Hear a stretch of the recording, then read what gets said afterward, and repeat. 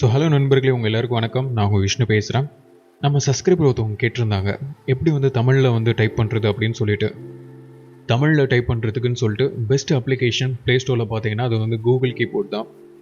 உங்களுக்கும் Google keyboard use பண்ணணும் அப்படின்னு ஆசைப்பட்டீங்கன்னா அதை டிஸ்கிரிப்ஷனில் கொடுத்துருக்கேன், போய் டவுன்லோட் பண்ணிக்கோங்க.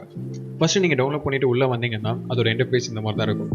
இங்கிலீஷ் லெட்டர்ஸில் இருக்குது. நம்ம தமிழில் காணும் அப்படின்னு கேட்டிங்கன்னா ஃபஸ்ட் நம்ம தமிழ் வர வைப்போம். அந்த 3 டாட்ஸை கிளிக் பண்ணிங்கன்னா செட்டிங்ஸ் வரும். அந்த செட்டிங்ஸ் கிளிக் பண்ணிவிட்டு லாங்குவேஜஸ் மறுபடியும் கிளிக் பண்ணுங்கள்.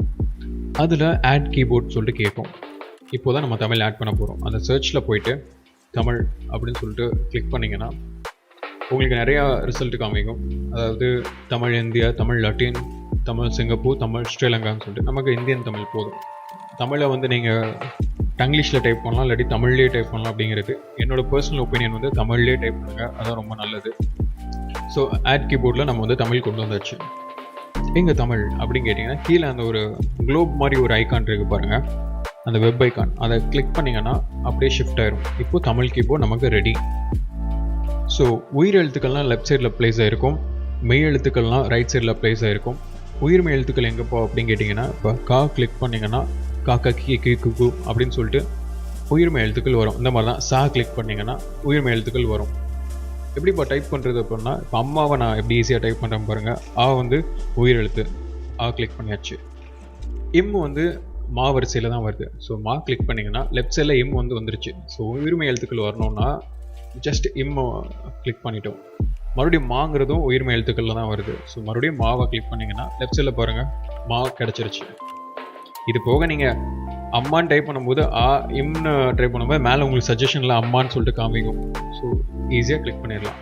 இது கூகுள் கீபோர்டில் இருக்கிற மிகப்பெரிய பெனிஃபிட். நீங்கள் என்ன யோசிக்கிறீங்க அப்படிங்கிறத அது வேகமாக ஈஸியாக அண்டர்ஸ்டாண்ட் பண்ணிக்கும். இது போக நீங்கள் எப்படி டைப் பண்ணலான்னா, இப்போ பகல் அப்படிங்கிறத நான் எப்படி டைப் பண்ணுறேங்கிறத பாருங்கள். இப்போ மன்னர் அப்படிங்கிறத நான் டைப் பண்ணேன், மேலே மற்றன்னு வந்திருக்கு. பட் கீழே பாருங்கள் சஜஷனில் மன்னருங்கிறத கரெக்டாக வந்திருக்கும். ஸோ ஸ்லைட் பண்ணியும் நீங்கள் தமிழில் டைப் பண்ணலாம். ஸோ தமிழில் டைப் பண்ணுறது ரொம்ப ரொம்ப சிம்பிளாக இருக்கிறது கூகுள் கீபோர்ட் தான். இதோட பர்பஸ் இதையும் தாண்டி நிறைய விஷயத்துக்கு யூஸ் பண்ணலாம். லாங்குவேஜ் நீங்கள் எந்த லாங்குவேஜ் வேணாலும் கொடுத்து அந்த லாங்குவேஜ்க்கு ஏற்ற ட்ரான்ஸ்லேஷனாக நம்ம இங்கேருந்தே டைப் பண்ணலாம். So the world needs love. பார்த்தீங்களா, இவ்வளோ சிம்பிளாக நீங்கள் தமிழை ஆங்கிலத்துக்கு மாற்றிருக்கீங்க. ஸோ தமிழில் டைப் பண்ணுறதுக்கும் சரி, இன்னும் பல விஷயங்களுக்கு இந்த அப்ளிகேஷன் யூஸ் ஆகும். தமிழில் எப்படி டைப் பண்ணலாம் அப்படிங்கிறது மட்டும் தான் அவங்களோட கேள்வியாக இருந்தது. நான் அந்த கேள்விக்கான பதிலை கரெக்டாக சொல்லியிருப்பேன்னு நினைக்கிறேன். உங்களுக்கு வேறு ஏதாவது டவுட்ஸ் இருந்ததுன்னா அது கமெண்ட்ஸில் சொல்லுங்கள். இது போக இன்னும் சில ஆண்ட்ராய்டு அப்ளிகேஷன்ஸை நீங்கள் எப்படி யூஸ் பண்ணணும் அப்படின்னு தெரிஞ்சுக்கணும்னு ஆசைப்பட்டீங்கன்னா அதை கமெண்ட் பாக்ஸில் இருக்கிற அந்த பிளேலிஸ்ட்டை ஓப்பன் பண்ணி பாருங்கள். இதை தவிர வேறு ஏதாவது தமிழ் அப்ளிகேஷன்ஸ்க்கு உங்களுக்கு டுட்டோரியல் தேவைப்பட்டது நீங்கள் ஃபீல் பண்ணிங்கன்னா கமெண்ட்ஸில் தயங்காமல் சொல்லுங்கள். கண்டிப்பாக உங்களுக்காக நான் பண்ணுவேன். ஸோ இன்னும் நல்ல வீடியோவில் உங்கள் எல்லாரும் சந்திக்கிற வரைக்கும் until then it's bye from Vishnoo. Take care. Bye bye.